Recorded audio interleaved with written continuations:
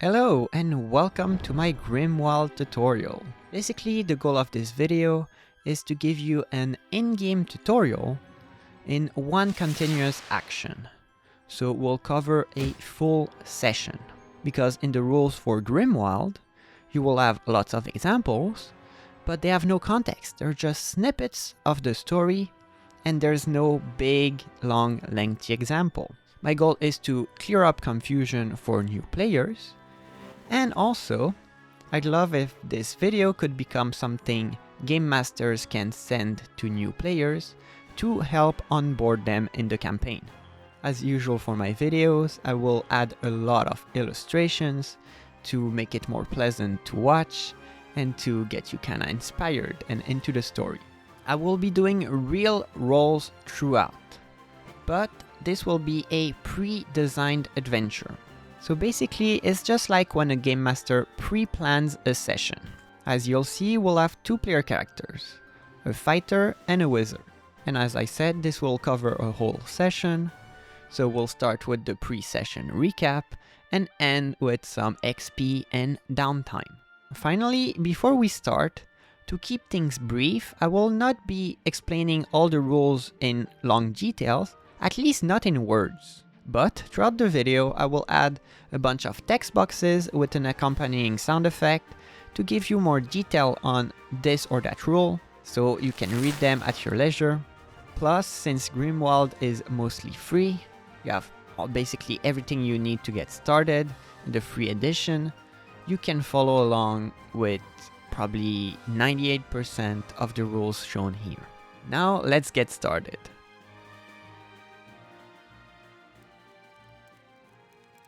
A band of hobgoblins is raiding a village. Among them is a woman dressed in red, mounted atop a large wolf. She looks devious and she leads the tribe of monsters into battle. A burly young man wields a two-handed sword. One of his friends is severely wounded by a spear, and the man fights off the monsters so he can take him to safety. We cut to a half-elf woman with green hair. She's launching spells from the window of her house when she hears her friend screaming from below. "Don't touch me!" She can hear the woman receiving blows. Rushing to her aid, she finds the door wide open, and a few hobgoblins are rummaging through her house. This is how the adventure began. A group of fanatical hobgoblins attacked the village of Eastglade, and our two heroes were not able to push them back or to protect their friends. Most of the village's able-bodied men and women were either grievously wounded or they were dragged off into the woods that day. Arthur, the inexperienced fighter, and Talindra, the apprentice wizard, took it upon themselves to right this wrong and save the people they hold dear. Here I'm going into more depth than is usually required for a recap. Normally you can do a smaller summary by just focusing on the most relevant plot details and highlighting some of the player's best moments in the previous session. After the raid, the adventurers joined forces and decided to find where the villagers were taken. Arthur showed his skills when he drove off a pack of rabid wolves in the forest. Eventually, the group tracked the hobgoblins' whereabouts to an old, decrepit shrine surrounded by a stone wall. The few hobgoblin sentries present there merely decided to taunt them as they attempted to scale the wall. But the place proved to be obviously enchanted, making them trip every time they attempted to scale it. Talindra eventually deciphered the faded inscriptions on an ornate stone front door. This is Invicta's domain. Only the mighty are allowed in its hallowed grounds. While the weak gaze at its wall in envy, the strong shall be forever united with their kin. Drawing on Arthur's knowledge of local customs and superstitions, they realized Invicta is an ancient goddess of war. Moreover, this shrine was meant as a burial place for great warriors. Arthur hesitantly suggested they may be able to enter it if they were in possession of his great-grandfather's bones, who served as a horseman to a king. Finding no other options, and fearing the villagers may be in danger, they decided to follow his intuition.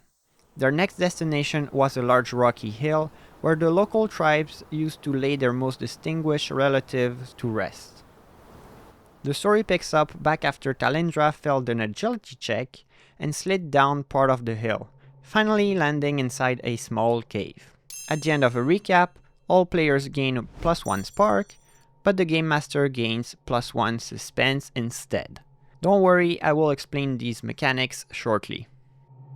Hey, are you okay? Yells Archer with agitation in his voice.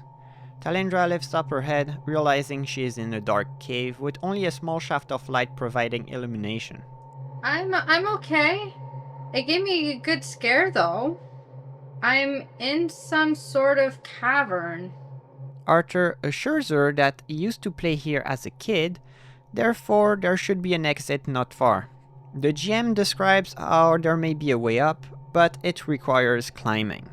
The half-elf is weary of potential dangers, so before attempting the climb, she looks around using her enhanced senses. Here Talendra uses her background to justify being able to see in the dark. The Game Master reminds her that this is not full night vision, so it still requires a roll, but she has no handicap for it.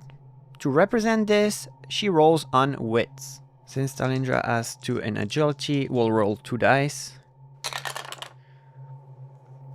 And we take the highest one, which is a 6. This is a perfect, so the action is successful and it doesn't prompt any retaliation by the GM. The elf scans her eyes along the cave and she notices something moving in the darkest part of the ceiling. It seems like these could be bats. The GM informs her these look like vampire bats. These are likely to attack. As Talendra picks herself off the floor, she feels that she came close to twisting her ankle. Oh crap, that's the last thing I needed.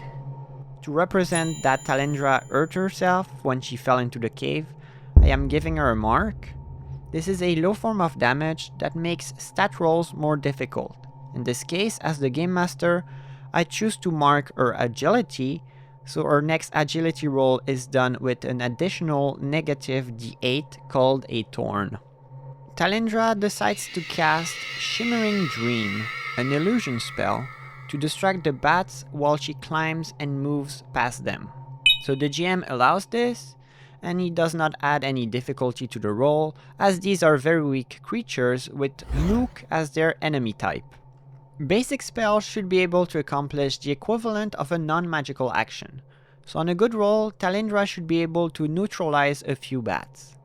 When used offensively, magic allows players to inflict damage using stats other than brawn or agility. It's not that you can do that without magic, but it's not always straightforward. For example, here I'm able to use Wits. Since she elects to cast it only as a regular spell, the outcome will depend on her roll. The spellcraft ability describes that Wits is your stat for spellcasting, and since she has 3, which is the maximum stat you can have, she's gonna roll 3 dice.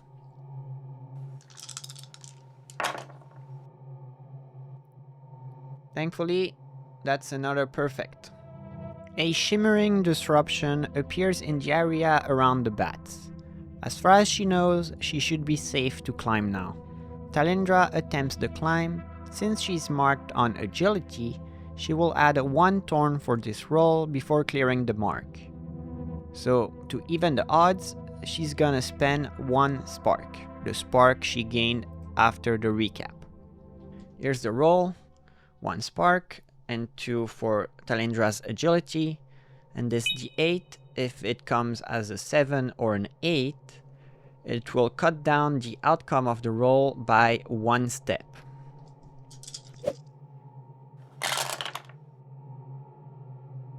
As you can see, with 3 4s and no cut, we have a messy. The GM chooses to wait before giving her a consequence, choosing to gain +1 suspense instead. It will be represented here by this dice. Talendra makes it up the obstacle, so she clears her agility mark. The woman can see the bats more clearly now. 4 of them are hanging upside down where they are shielded from the outside light. As she walks under the pacified bats, she doesn't realize 2 of them resisted the spell. She hears a high-pitched noise before one of them dives towards her. So here the GM uses his suspense point to trigger an impact move. He chooses hit them hard, Since the attack was not directly made as a result of the player's roll, the player is allowed to roll for defense. So basically, since this impact move was triggered by a suspense point, the player is allowed to defend themselves. The GM chooses this will be an agility roll. Good thing she's not marked. Ooh, thankfully she got a perfect, so she will dodge any incoming damage. Talindra dodges out of the way, and unsheathing a small dagger, she attempts to slash at the bats. To match the kind of description she gave for her reaction, Talindra makes an action roll on agility. She keeps being lucky, she got a perfect. With a few quick strikes, the elf kills the two frenzied animals. Thankfully, it seems the other bats are yet unaware of what just happened. Since these are just mooks, the GM decides they are defeated in one successful roll. The half-elf ventures into a tunnel going up at a moderate angle. However, she notices there are a few inches of water inundating the ground. And further ahead, she can hear the sound of water flowing rapidly. As she ascends the tunnel, the flow starts to become a threat. The GM states that going further will necessitate an agility roll. Since this could be dangerous, Talindra opts to use a story point to influence the fiction to her advantage. She argues that since she has the background of Drifter and survival as one of her vices, her character should be able to deal with the situation. Together, they decide that Talindra is able to spot a type of vine growing along the side of the tunnel, allowing her to move more safely. So she loses a story point for that, but she gets herself out of danger. We cut to Archer. He's standing not far from the cavern entrance, but instead of looking for Talindra, he's trying to get a glimpse at the top of the hill. He can see the area where the ancient war heroes are buried. Small alcoves are dug on the side of a rocky cliff. From here, it looks like the structure that made them accessible is largely missing. So the GM suggests Archer can make a low-risk wits roll to notice other relevant details.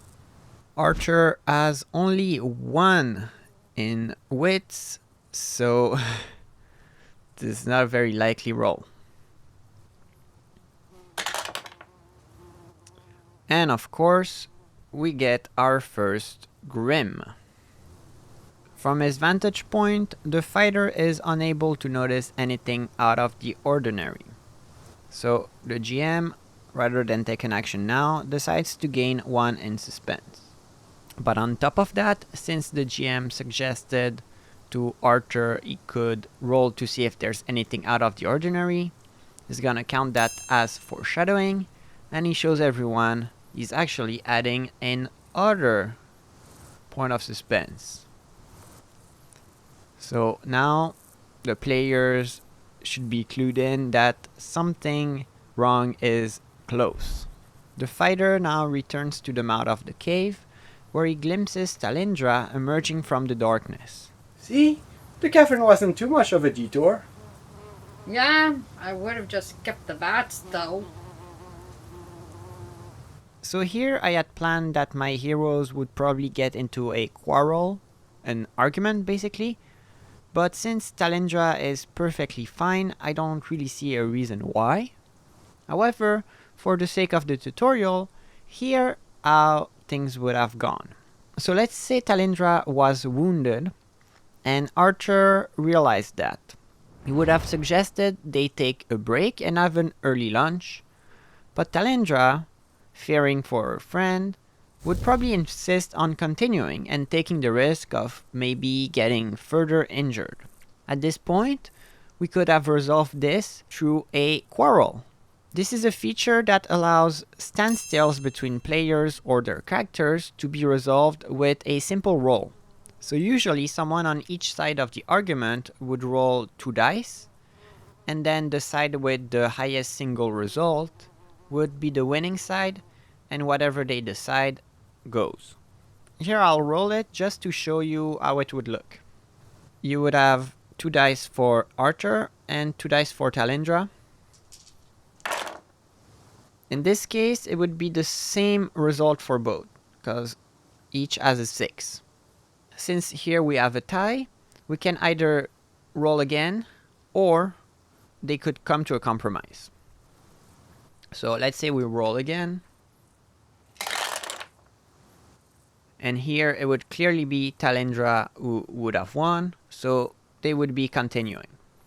Since everyone's at full health, let's just go to the next part. We cut back to the group as they continue to climb up the rocky hill. Arthur points out they are nearly at the alcoves where the dead warriors are entombed. The GM calls for a wits roll. We will be spending one of our suspense points.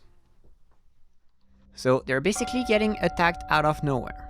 This will be both a defense roll, and it will be resolved as an assisted roll.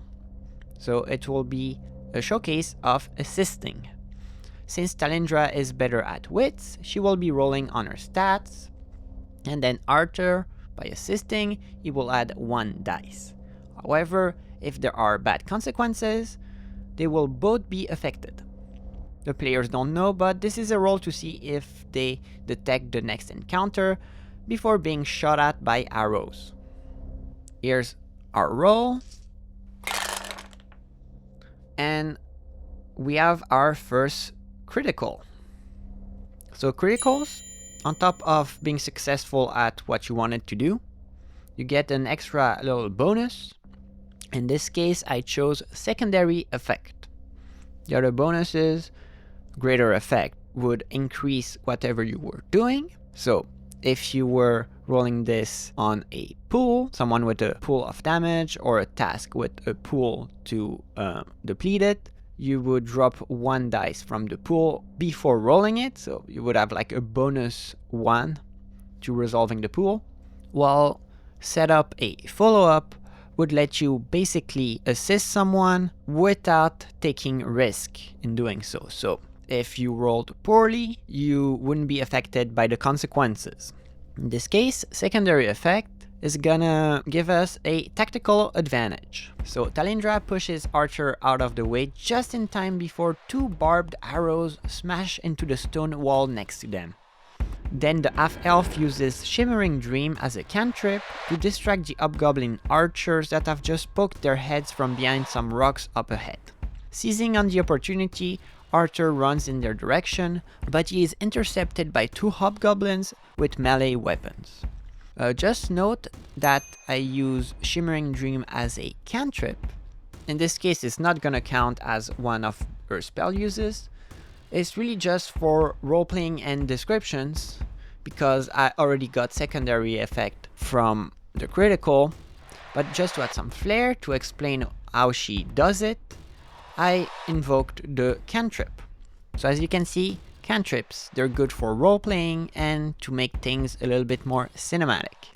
Seizing on the opportunity, Arthur runs in their direction, but he's intercepted by 2 hobgoblins with melee weapons. So the GM is spending his last point in suspense to have the melee hobgoblins attack the fighter. The fighter gets a defense roll, but the GM chooses to make him roll on agility. Not his best stat, just kind of a middling stat. Felt appropriate if he's to dodge backward. Since these are tough enemies and the archers are distracted, it feels appropriate to make it a normal roll. This is a messy, since the best number is a 5. The GM decides to hit him hard as an impact move and is gonna be marked on brawn. The fighter deflects the first few blows, but stepping a little too close to his opponents, he's given a punch to the face. So just a little wound. I don't want to be brutal with him, it's just a tough enemy, and he got messy, so it's not a total loss. On a Grim, I would have probably given him bloodied. And as you can see, I picked brawn rather than agility to mark it. One, because, well, tactically it's gonna nerf one of his rolls, but also because brawn, it represents toughness. So to me, it worked that he would get that stat hurt.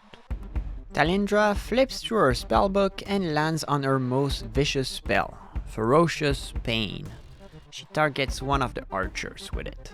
She's gonna use Ferocious Pain as a regular spell, therefore she's gonna roll Wits. Aha! It's a perfect, thankfully. The ranged hobgoblin screams in pain before collapsing to the floor unconscious. And I think it's the perfect time to ask a story roll. So I wonder, does he fall off the cliff? On a Grim, he'll definitely fall off the cliff. On a Messy, I'm not so sure. On a Perfect, he'll be fine. I will only roll 1 dice because I'm not gonna give him very good odds of not falling. Here's the dice. Ooh, lucky. He does not fall. Now, since the Game Master is out of suspense points, the spotlight returns to Arthur. First, Arthur wants to make sure Talindra stays safe, so he uses his free activation of the talent Control. That means if an enemy attempts to get around him because of an impact move, he will be allowed to interrupt their action by making an action of his own. Then, he attempts to feint with his two-handed sword, and he chooses to roll on Agility. So now we're gonna use Weapon Mastery because he's a fighter. This means every time he uses his weapon of predilection, which for him are two-handed weapons, he gets an extra mastery die. So even though he only has 2 die because he's using agility, he still gets this one. And this one is very strong because if he gets a 6 on it, it counts as a critical. So he doesn't need a double 6. He's very strong in combat. Let's see what he gets. And wow, I was very lucky, he got his critical. So he's gonna choose set up a follow-up. The warrior dashes to one side before delivering a deadly blow to one of the monsters. The other one attempts to grapple him, but the fighter pulls a martial move and he finds himself on top, pinning the hobgoblin to the ground. So Talindra runs to their location, and with her dagger in hand, she attempts to deliver a killing blow to the pinned hobgoblin. Since the men are in a grapple, the player behind Talindra argues this should be an agility roll. So here, Talindra has her 2 agility dice, and Arthur gets to assist without risk. So the best we get is from Arthur, which is a 5. So as the GM, I will come up with a description that matches our roll. Talindra misses her blow, and the fighter is forced to change his position to dodge her blade. Unfortunately, the hobgoblin uses this to free himself. Here, the Game Master chose the impact move Counter to prevent Talindra's damage and get out from the pinned position. Alternatively, we could have chose to inflict damage with perhaps the remaining archer, but then the goblin that was on the ground would have been killed. Archer attacks the monster again while Talindra attempts to distract it. So here Archer will roll on Brawn, hoping the assistance from Talindra will help offset the risk. If he is successful, the mark will disappear. So it's a little bit of a gamble because there will be a Thorn. So this will be a pretty big roll. As you can see, there's 3 Brawn from Archer plus his Mastery die. And then there's the assist from Talindra, and then there's the Thorn. Ooh, no. That's a very bad roll for our heroes. This is a Messy due to the 4. Undercut, that becomes a Grim. As a consequence, Archer will be bloodied, and there will be a Vex thrown on Talindra. The fighter is clumsy with his blows, and the hobgoblins notice this. After baiting out a few attacks, the monster steps back, leaving ample space for the archer to shoot and pierce the man's gambeson in the shoulder. Freaked out by the sudden gush of blood, Talindra panics for a few moments, freezing on the spot. Arthur attempts another attack. Since Talindra is vexed, she basically skips her turn, which basically forces the bloodied fighter to take more risk by attacking yet again. But to offset this, he's gonna spend his spark, cause he hasn't done so just yet. And hopefully, even though he has a permanent +1 Thorn until he's not bloodied anymore, hopefully that allows him to take out this hobgoblin. Here we have practically the same roll, except the dice from Talindra has been replaced by one for Spark. Ooh, it's not too bad, at least it's just a messy. As an impact move, the GM will complicate things. Arthur manages to finally kill the melee fighter, but meanwhile the archer kicks awake his unconscious friend. Talindra snaps out of it, and she attempts to intimidate the two archers. Hey, there's more magic where that came from. You better run or you're gonna wish my last spell had actually killed you. She's trying to be creative, she's gonna use presence, and the GM rules that this will be a low-risk presence roll with +1 thorns to reflect that the fight is fairly even at this point. If she can do it, they'll probably run. Otherwise, they may do something, take suspense, shoot at her. Could go pretty poorly, because she only has 2 in presence. Here's the roll.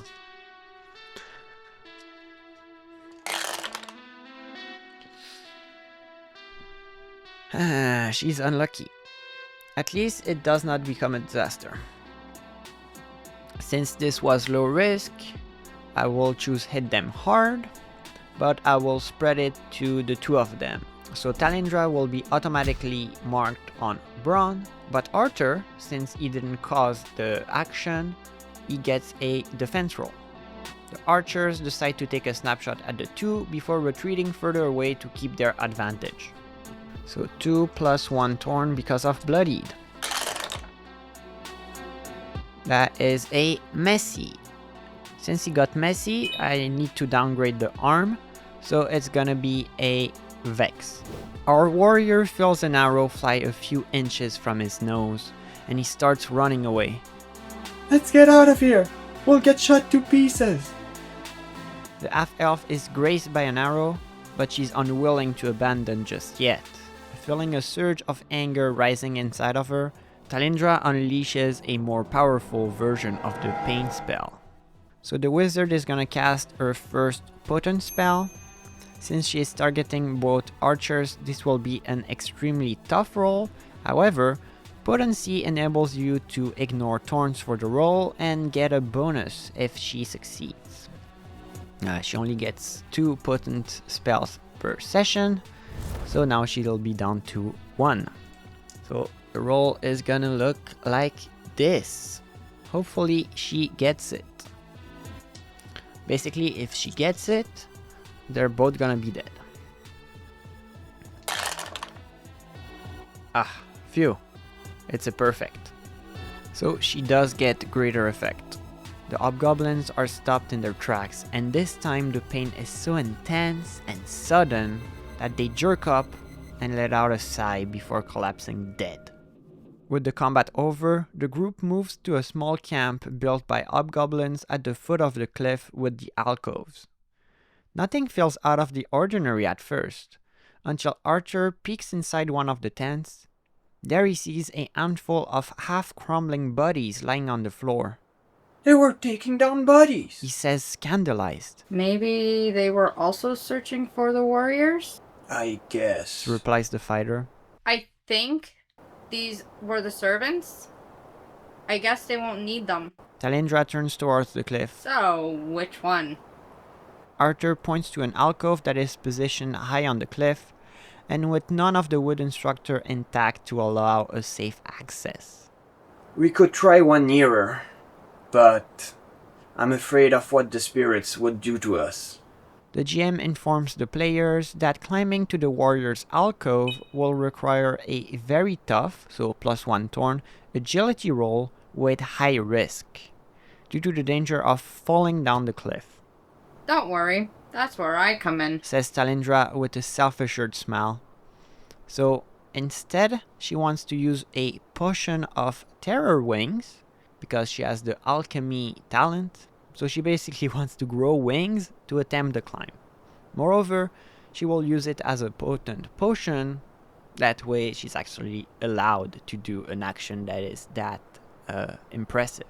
The GM says this changes the risk considerably, since Talindra will be able to test her magical wings on firm ground before flying over the edge. The roll is no longer high risk. As per the rules of the Alchemist talent, she will have to drop 1 dice before rolling her potion pool, and the same roll will determine both the outcome and the new size of the pool. So let's do that.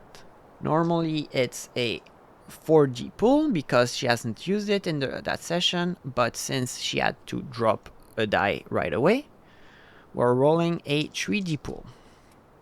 And since this is a potent potion, the thorns are removed. So please be a good roll. Yes. So as you can see, we get a perfect, and this one is removed from the pool. So this is the new pool. So she also gets greater effect.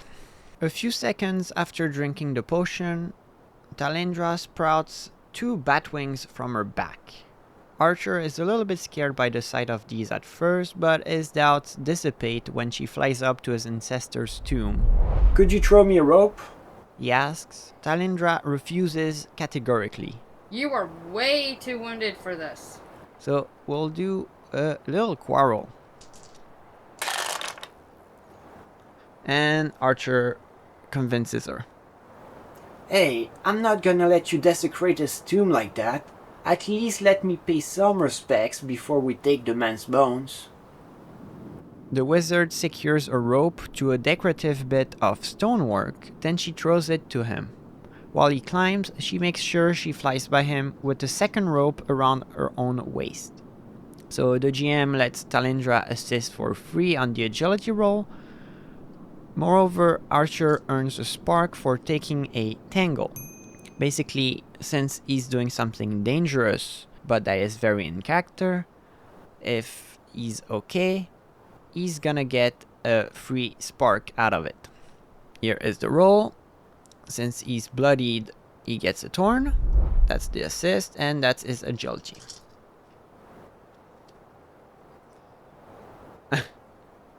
That's gonna be a messy. We got a messy, but the GM will be kind and he'll just take 1 suspense. The camera shows Talindra and Archer looking into his ancestor's tomb. Not much is left of the body. They are mostly staring at a pile of bones in the shape of a man. After a few instants of silence, the half-elf cuts in. I don't mean to intrude, but the spell isn't gonna last very long. The duo decides they will carry the bones split into their 2 bags, so it's more manageable. After saying a quiet prayer, Arthur divides the remains himself. Before going back, he notices a small object among the remains. It's a small rudimentary compass inscribed with the words, "With you I am never lost." So the GM indicates that Arthur just found a minor arcana object. This is the Seeker's Compass. This is a description straight out of the book. Ask it, where can I find blank? And it will tell you. You always believe it. Also, to make the trip down safer, Talindra is gonna cast Slow Word as a regular spell on Arthur. So she'll be at half spell usage. Hopefully she casts well. We are taking a little risk by not making this potent, because if I made it potent, it would be an automatic success. Well, let's see if we can have it just like that. Thankfully, we get the 6, so he's just gonna over down and be safe. The group begins their descent down the rocky hill, and they have the bones. Since this part sounds boring to the group, the GM elects to fast forward by rolling a montage. The way it works, Talindra and Archer will both roll 2 dice, a little bit like in a quarrel, but they are working together, and we'll see what the total is. But basically, they'll each narrate what happens with their own roll. We'll put it together, kind of see how well it goes. So 2 dice each. You can see that Archer is doing good, Talindra messy, but is still not that bad. So the way down is uneventful, but as the duo is feeling quite hungry by now, because they didn't take their rest yet, Archer decides to take a detour to a nice pond not far from the village. He goes to basically a nice picnic spot. The group is able to take a rest, they clear any marks, and Archer is allowed 1 roll on his bloodied pool.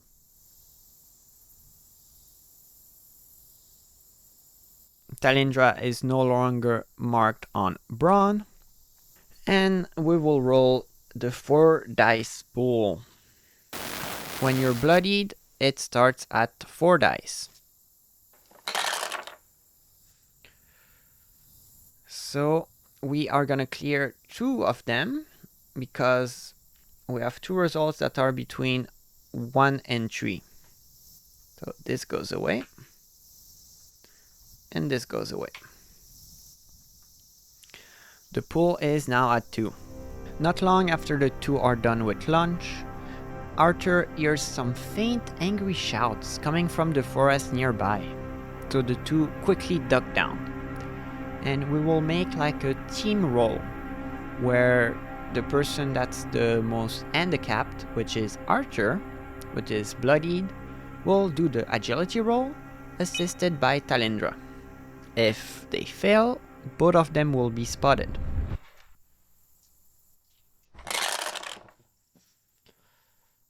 Ooh. This is going to be a messy. As an impact move, we will lock it in. So usually that means that the GM just decides something occurs, closing off immediate attempts to change it. Our heroes glimpse a group of hobgoblins leading a much bigger humanoid they have presumably taken prisoner. Oh crap, Arthur, that's an ogre.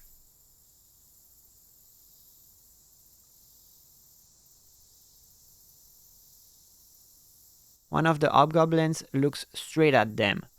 Hey, yous! I see you over there. You better stay hidden like rabbits. If we didn't have this big guy, I would be coming over and cutting you to pieces myself.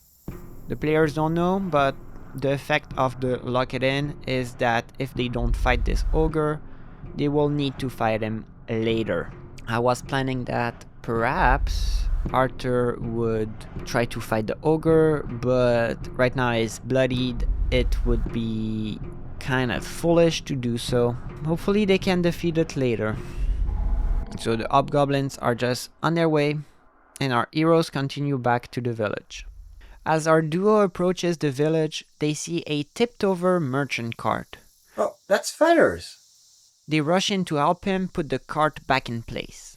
As they approach, they can hear the old merchant muttering insults to himself. It sounds like a few hobgoblins decided to kick his cart while passing by. Thankfully, the man is unarmed. So we'll do a brawn roll using teamwork. Since Arthur is the strongest, it should be him who attempts it. We'll make it a low risk because it would be weird that he dies from it.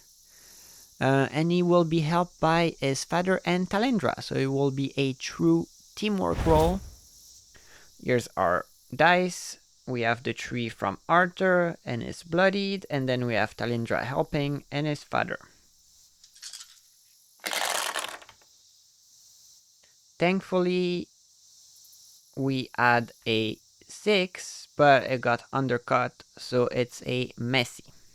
Talindra and Arthur take a Mark II brawn. As they try to lift up the heavy cart, Talindra is put in an awkward position and she feels her back starting to hurt. So she yelps in pain, leading Arthur to put more effort but he pushes himself too much in the process, and since he's already hurt, his back is also hurt. Either way, Arthur's father is happy, albeit concerned for his son. He invites them both to his home for supper and to rest for the night, and he goes to visit the herbalist for medicine for his son. I added that last part because it would be logical that it would try to help his son heal. However, since the GM still has some suspense, he's gonna spend it to lock it in and say, no, you won't be able to find healing. So we cut to Arthur's father at the herbalist, realizing the poor woman is already out of stock and overworked, trying to heal the wounded since the goblin's last raid. So as the day comes to a close, Talendra is a guest at Arthur's family home. She's touched by the invitation, and her bond towards Arthur increases from tense camaraderie to growing camaraderie. Because of that, Arthur gains +1 sparks. As you can see, Talendra is searching for belonging, and it really touched her that she found a bit of belonging at his parents. She really appreciated being invited.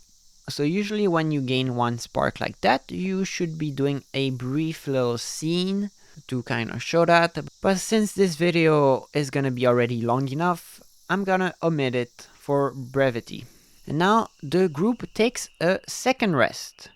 So again, they will remove all marks and they will roll once to deplete their damage pools.